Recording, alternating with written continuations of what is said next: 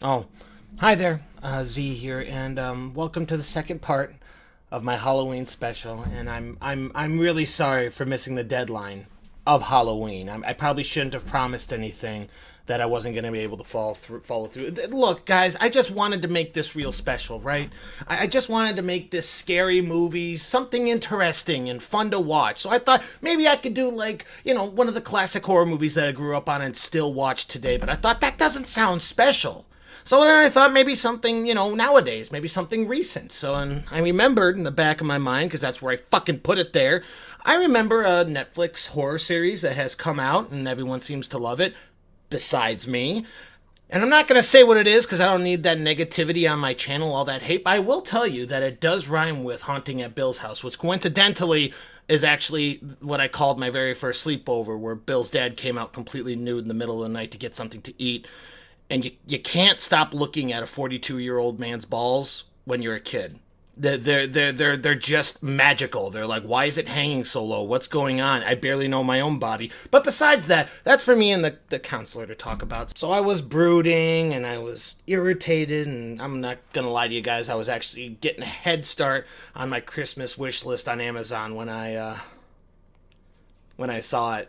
When I saw it, and the first thing I thought was, "Oh, I didn't know Santa Jesus was going to come this early." Because let me slow down here for a bit. Bad Ben is a movie that I reviewed a couple months ago, maybe a month ago. I can't quite remember how long it was, and I loved it. I loved it so much, all for the wrong reasons, mind you. This movie was bad, but it was so bad it was entertaining. As you may say, so bad it's good. And I thought, oh my God, there's another one. There's a sequel to this. Let me dial that back. There are sequels to this. I think I counted like 3 or 4 sequels in addition to the Bad Ben that I reviewed before. And I thought, oh my God, I have content. I have content that I can stow away, at the very, very back of the closet, past the shirts and the rope that I'll hang myself once this YouTube career goes belly up. But it's going to be there. So when I run out of things to entertain you people with, I can grab it from there, which is right now. So I am happy. I am thrilled to go through this movie with you guys. Bad Ben 2, Steelsman's, Steelsburg Road? Steele's Court. How the fuck do I not know this? Steelmanville. It's Steelmanville. Welcome to Steelmanville Road. Steelman, that's a mouthful. Is there a reason why this is still recording? Can we fucking cut it? Stop being an asshole. I'm not being an asshole. I just want to know where we're going. You'll see. You tie a rag around my head and then say, oh, well, let's see where we're going. Would you? Now, saying this is a sequel is, half right in the same aspect as the Star Wars sequels were pretty much prequels. That's right, ladies and gentlemen. You want to know about the toy from the first movie? How about Bad Ben overall? Maybe about the picture in the Bible? All these questions and more will be answered in the last fucking 10 minutes of the movie, and they're trying to rush you out of the theater. The tone deafness of this movie is just fantastic, and I expected nothing less from Nigel Bach, the next Tommy Wiseau or Neil Breen of the 20th century. Anywho, we don't need to talk about him because he's not in the movie at all. Well, he is a little bit at the end, but that's just leading up to the first movie. But don't you worry, ladies and gentlemen. It was still directed by him, so we still have all the awkward scenes and the confusing dialogue. What about the couches? What about it? Well, you're not keeping them, are you? Why not? What, do you live in the 80s? Got him! And the robotic sounds of the dialogue, but this masterpiece doesn't start the same way the first one did. No. This one starts with a young couple, Rachel and Matt. And the third wheel loser that's holding the camera and pointing at his face, Silas? I don't know how the fuck to say his name, but I know I'm calling ice right now. The wife received a house from her dead mother, aka the Bad Ben house, and right away the dialogue is just as bland as any other. Well, okay. But as soon as they get there, weird things start to happen. I know, a horror movie and weird things happen in a house. Call fucking Steven Spielberg. Like lights turning on and off, and weird sounds at night, and moving chairs, and a fucking awfully edited ghost child. Really? Really, Nigel? At least in the last movie you were subtle with the hauntings, mostly because you probably didn't really have the budget for any sort of high quality editing or CGI. But given the scant amount of money that you probably got from the first movie, and, well, you still don't really have high quality editing right now, but you did manage to hire a kid to wear aviator sunglasses and follow a woman around a house. That was fantastic. Good job, Nigel. Good job. I mean, just saying, if you need somebody like that in the future, I would do it for free. You know, I don't really care right now. You know, it's whatever. I don't even really care. Let's move on. Yeah, he seems to really have stopped caring about the subtlety of the haunting and just thought, hey, fuck it, put a ghost kid here, put some ghost people outside, a whole ghost family. What about a monster sneaking in? Where the fuck is that ghost kid again? And of course, with the ghost kid, you need to have a different language being spoken. Ooh, a demonic language that would frighten the common moviegoer and leave others at the edge of their seats for approximately 0.89 seconds before they say, oh, they're just playing something backwards. It's just a recording that they're playing backwards. And every single time a character says, well, what are they saying? Oh, I can't even imagine. What are they saying? You grit your teeth and you bite your frickin' finger and you say, play it backwards. Play it backwards. Come on, just play it backwards. Oh my God, just play it backwards. Play it, oh, you fucking backwards! Before said previous awkward third-party friend says, hey, what happens when I play this backwards? Now, I've never really been blue-balled before, mostly because you actually need to touch the field before you can bring your bat into it, but I have an inkling that this is how it feels like. The anticipation leading to frustration and climaxing with absolute pleasure knowing that you fucking got what you came here for. It's beautiful.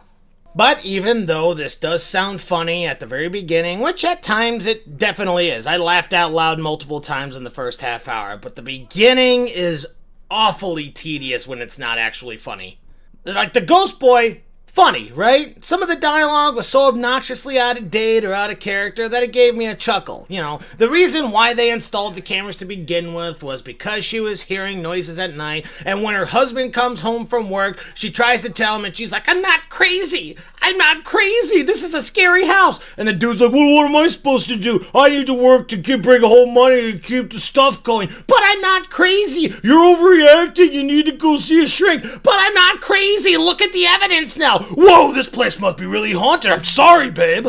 It was phenomenally done when the stupid stuff wasn't making me laugh. But halfway through the movie, Mona comes into my life.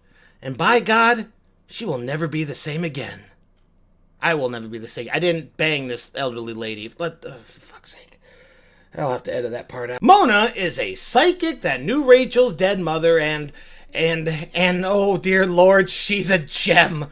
She is a gem in a bunch of coal. That's what she is. If someone played a prank on me and said, can you believe that Mona character was actually the director's mother who came in to give them all sandwiches from the other room, and then he just thought she just did such a great job so they kept her in the film? I would literally believe that in a motherfucking millisecond. She has no character besides, ooh, she looks crazy at first, but then she brings things like the Bible and the cross and the prayer from the first movie, and it helps a little bit, and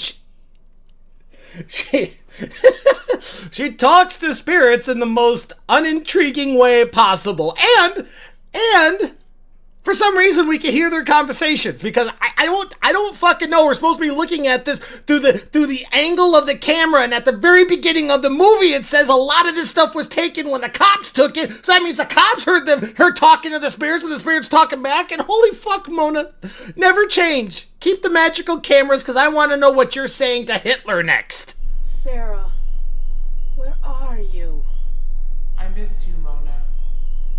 I miss you too, hon, but you have to cross over.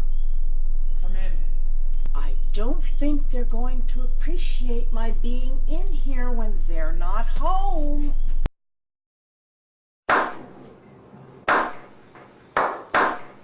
But Mona brings something much more than her acting chops. She brings up the plot, because up until now, it's been a Jerry Springer episode mixed with kind of like a house flipper program. So, in a defiant act of being a pretty shitty wife, after her husband tells Mona not to come over, In the meantime, I don't want her coming back. She invites her right over as soon as her husband goes to work. She's a fantastic woman. Just a fantastic woman. And while she's there, Mona tells her a story about a family and a legend that Rachel just did not know at all. Not at all. Have you ever heard the story of the Leeds family? Who are they? And you know, I'm a man who loves his horror icons, both in movies and in urban legends. I know my shit. And the more that Mona talked about this family, the more I realized, oh, it sounds like she's talking about the Jersey Devil. And if it wasn't the Jersey Devil, then it's a horrible knockoff of the Jersey Devil tale. And I did connect the pieces correctly. She was talking about the Jersey Devil, but apparently Rachel, who 2 minutes ago she had no idea what the fuck she was saying, knew exactly that story. Yeah, everybody knows that fucking story. Father. Yeah, everyone around here knows that story. Who are they? Yeah, everyone around here knows that story. Who are they? Yeah, everyone around here knows that story. Who are they? You are fake news. I can understand inconsistencies and movie scripts. You have hundreds of pages of scripting, and unless you are a successful writer, you're gonna fuck some shit up. I understand, but I can't forgive a direct issue on the same fucking page, probably in the same fucking paragraph.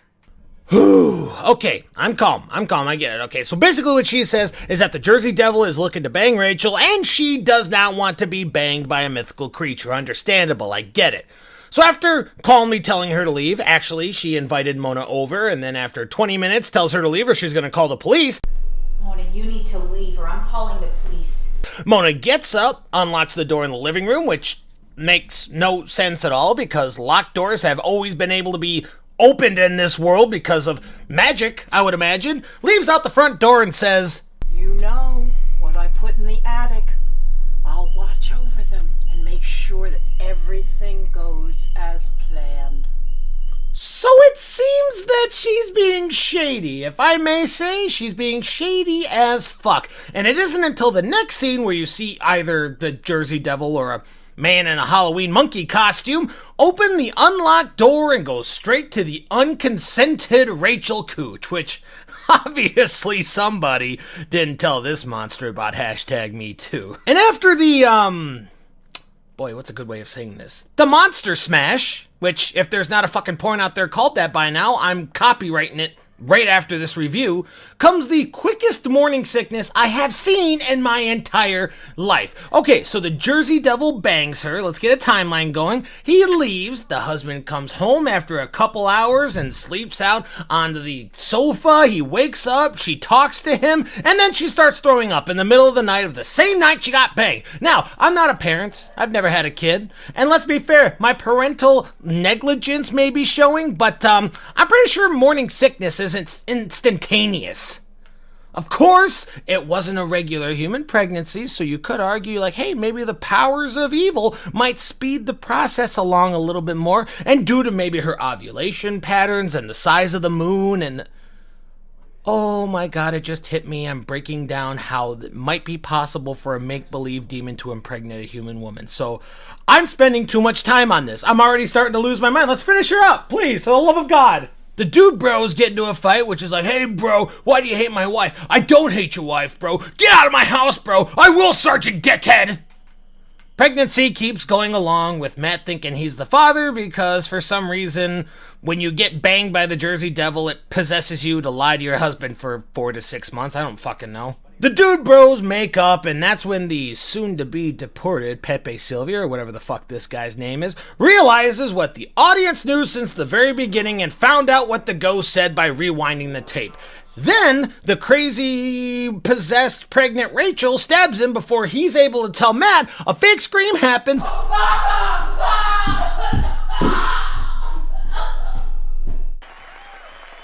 Acting. Matt comes home, and Rachel has already given birth to the monster. Now, here's where the massive bunch of fishing wire loosely called a plot just catches on fire, because I have no fucking clue what happened. So let's start from the counter. Maybe some of you will be able to fill me in here. When Matt comes home, he finds out Rachel has given birth to the demon baby and said it flew out the back door. So instead of going out the back door, he runs out the front door and runs all the way around the house. No reason whatsoever. Decided he needed his cardio done or something. She goes to the kitchen and starts putting a bunch of knives in the bag. Why? No real reason besides it was in the first movie and we need to start linking shit to the first movie now. The music toy that was only mentioned once before in this entire movie is used to bring back the flying demon. Why? First movie. After finding out Rachel gave birth to a flying Rocky Dennis monster, he tries to beat it to death with absolutely no questions asked and, well, no sound effects to show that he's doing any damage. I would imagine beating the baby to death will make some noises, but no, not at all. Rachel pulls the plug on the downstairs camera because first movie. Close-up of Ghost Boy, which probably wasn't a great idea because now you can see that it wasn't shades around his eyes, it was makeup. Makeup in a supposedly eyeless sockets, and then he opens his eyes. So everything's going wrong with this guy. Ghost Boy walks downstairs and, he's not glowing or see-through or anything to show that he's a ghost. He just looks like a trick-or-treater looking in for some motherfucking candy. Rachel draws a bad Ben and holds it up to the camera as if to say, remember the first movie? And also, why hold it up to the camera at all? Who the fuck are you showing? Apparently, living room camera number 2 has 2 angles because I don't know. One's up here, one's down there. I don't fucking get what's going on here. The Jersey Devil magic is making it look from different angles. I'm done. I can't do it, guys. Rachel kills herself outside because I'm sorry, I think I'm having a stroke. I don't know where the fuck I am right now. What's going on in this movie? Ghost Boy asks if he can cross over, which I think he meant fade out because that's all he did. And last but not least, even Mona has to let me down by going downstairs and picking up the dead child and burying him in the backyard. And Ben, I know your death is only temporary, but if you should try to rise again, hopefully you will rot before that can happen. Wait a minute, Mona, what didn't you unlock the fucking front door so she could get raped and spawn the demon child? Isn't that why you said it is done? Why are you videotaping this at all? What is going on? Are you gonna put this on your Facebook where 12 of your friends are gonna see it and 0 of your family members because everyone thinks you're crazy? What is happening? This movie was like, okay, can I be honest with you guys and gals here? I'm not a movie creator, alright? I've made skits and shit in the past, but I'd never really taken college classes or a film buff class or anything like that. If I could point out all this shit that I saw wrong on my first viewing of this, then there's something wrong. But so wrong it feels right? Like the first movie? Oh, man, it has all the same beats as the first movie, but the first movie was way better than this. Like a lot of sequel to originals out there. In the first movie, lots of things made me laugh. Almost every single scene made me laugh, and there were some actual effects that were legit neat. Well, one of them was neat. The ash trick was neat, but I know how they did that, and it took me off guard because everything was already so low class in that movie. But that was it. I did have multiple laughs at this one, but, I mean, the thing that sucks is, with a movie that's only mildly incompetent, it's really only mildly entertaining, really. The dialogue was awful, not awful enough to chuckle at, but just bland awfulness. Just shit that you've heard over and over and over again in a very, very badly acted way. Again, not bad enough where you could laugh at it, but like, dear God, am I watching somebody through a fucking actual, like, camera? Like, all these things are so boring to listen to. But hold on to your asses, though, ladies and gentlemen, because if you're looking for a solid movie to point and laugh at like the mentally retarded kid at school, look no further. I still had a fantastic time with this, and Mr. Bach? Nigel, I am looking forward to milking the rest of your films on my YouTube channel, and I hope to see plenty more low-budget schlock from you, okay? And if anybody wants to check these movies out, any of the Bad Ben movies, I would 100% encourage you to do so. Free with Amazon Prime if you want to go that route. So, what do you really have to lose? If you have Amazon Prime and you have a lot of free time on your hands, what do you got to lose? besides the free time on your hands? And your patience? And your brain cells? And your will to live? Fuck. This was going so well before I just messed it up. I'm gonna have to edit that part out too. Maybe. Shit, is this still going? Oh, fuck!